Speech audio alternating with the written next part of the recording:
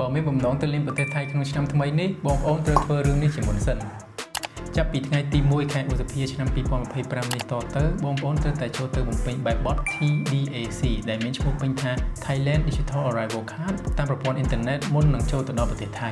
TDAC គឺជាទម្រង់បែបបទ Digital ដែលទាមទារដោយមន្ត្រីអន្តរប្រវេសន៍ថៃសម្រាប់ជនបរទេសមិនមែនជនជាតិថៃទាំងអស់ដែលចូលមកដល់ទឹកដីថៃតាមរយៈលើអាកាសផ្លូវគោកឬសមុទ្រ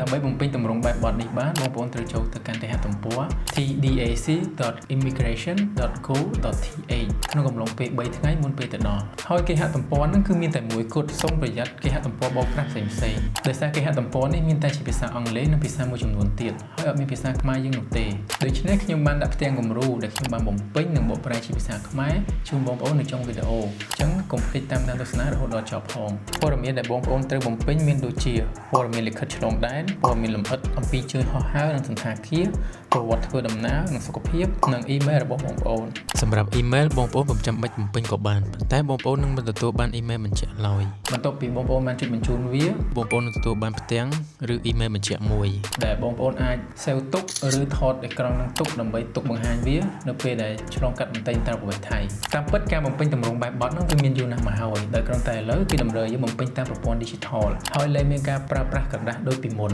បើបងប្អូនចូលចិត្តវីដេអូនេះសូមបងប្អូនកុំភ្លេច like comment និង share ឬ save វីដេអូនេះសម្រាប់ទុកមើលនៅពេលក្រោយ